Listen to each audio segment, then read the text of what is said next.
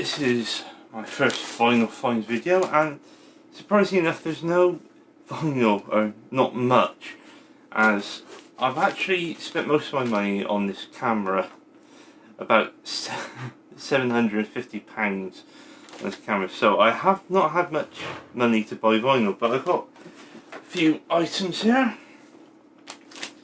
So starting off, this is an album by the Soul Mining, which sort of a band that's not really been one that I've listened to a lot. But I can remember back when I was at university, I had a Danish friend, and I used to borrow CDs off him and copy them. This was before I actually had any money to buy CDs. I was a broke student, and one of those albums was Dusk, I believe, which was a later album. Didn't listen to it much, but recently I've had sort of MP3s of this lying about on my computer, and I actually had a proper listen to it, and I was surprised at how much I like it. It's very sort of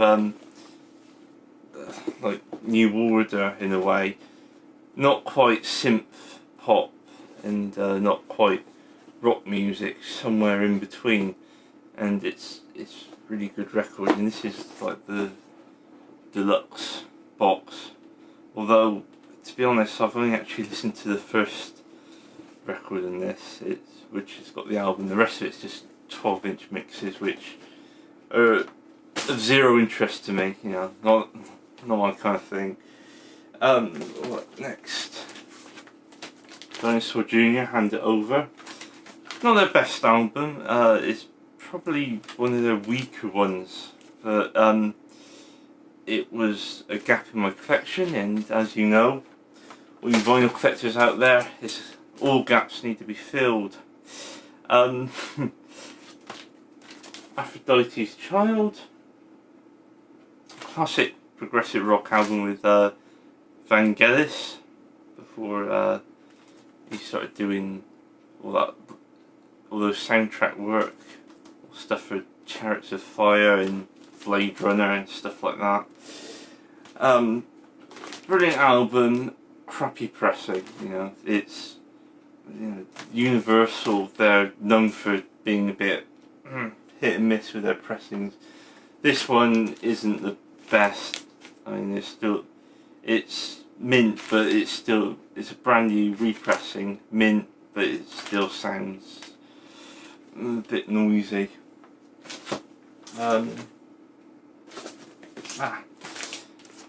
Fairport Convention. Now this is another pressing by Universal, and this one actually sounds half decent, you know. It's pretty good, you know.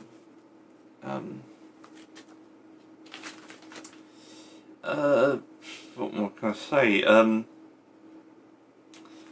Not my favourite Fairport album. I'd say probably Unhalf Bricking's a far better album, but it was a decent replacement for my crappy sort of Blue Label pressing, which is beaten up. You know, it's seen better days.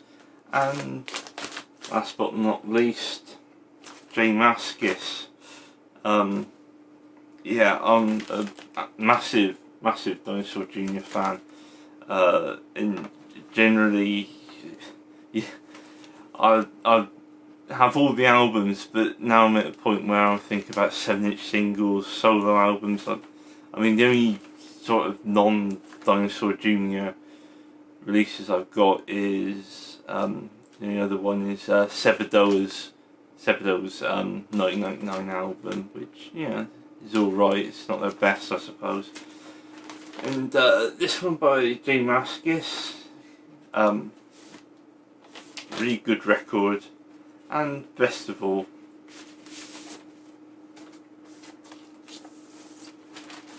coloured vinyl.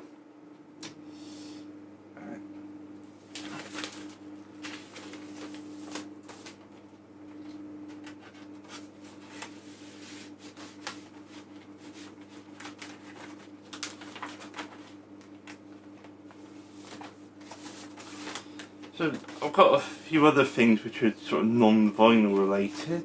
A while back on the VC, someone mentioned, well, on Facebook, someone mentioned about the Get Carter soundtrack, about how it's really good. And usually I don't do soundtracks. I want to try to get into Ennio Morricone, who I think Ennio Morricone is brilliant in all, but usually soundtracks individually are difficult to listen to as a whole, and this one is definitely an exception. You know, you can listen to this separately from the film, and it's really good. It reminds me a lot of Lalo Schifrin's soundtracks for Dirty Harry. Very sort of jazzy, very sort of funky music, very 70s. Very much of its time, but it's still brilliant. Question of Balance, I've had this on vinyl for a while. My copy scratched to death, so I thought, sod it, get this on CD. Also, I managed to, speaking of Get Carter, I managed to get the film as well. Listen to the soundtrack, maybe you want to watch a film again. Yeah, I've got this.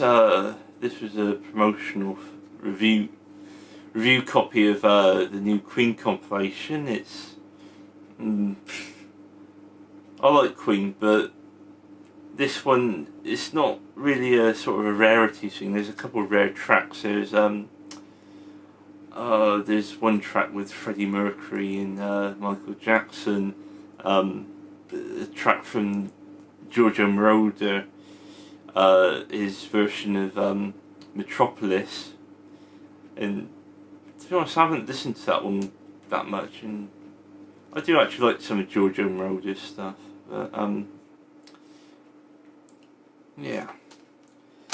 So also got Dinosaur Jr. live at the 9:30 Club, where they play Bug in its entirety, plus a couple of tracks from You're Living All Over Me. Pretty good release, although I don't tend to watch live videos much. But it was cheap. So yeah, some more stuff I got through for my website, which is figure8magazine.co.uk. Please go on there, it's a really good site. But I'm biased. Yeah, Mickey Jupp, Kiss Me Quick, Squeeze Me Slow, which, you know, I ended up asking for a review copy of this because I'm a big fan of Dr. Feelgood, and Mickey Jupp was sort of a precursor to that, sort of Essex kind of rock and roll music. It's not bad. I mean, it's certainly listenable music, but it's good in moderation, something to dip into. But there's one of the tracks on there, Checkbook by The Legend, which is a really sort of obscure band who were on Vertigo actually. Their two records they did for Vertigo were extremely collectible. And these were these people who were doing sort of free chord rock and roll while signed to a progressive rock label. And Iron Butterfly, which is a record I used to have once upon a time. I sold it. I mean, this record is pretty cheesy, but it's still got its moments. I mean, the 17-minute version of Inagala de Vida is pretty damn good.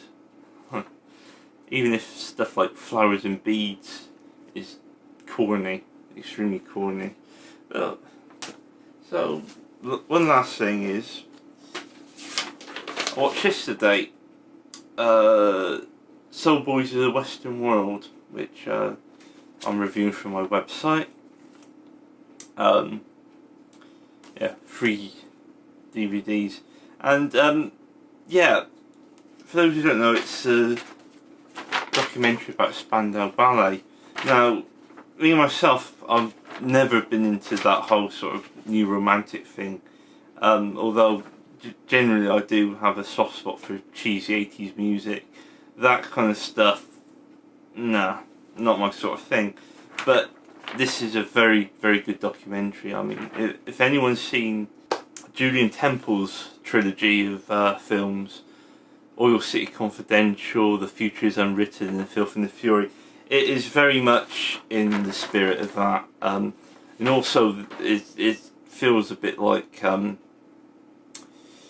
the documentary on Ayrton Senna, which is another documentary I highly recommend.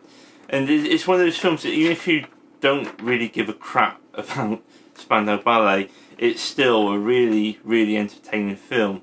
There's lots of sort of footage from the 80s, all those sort of TV shows where you had smug DJs from Radio 1.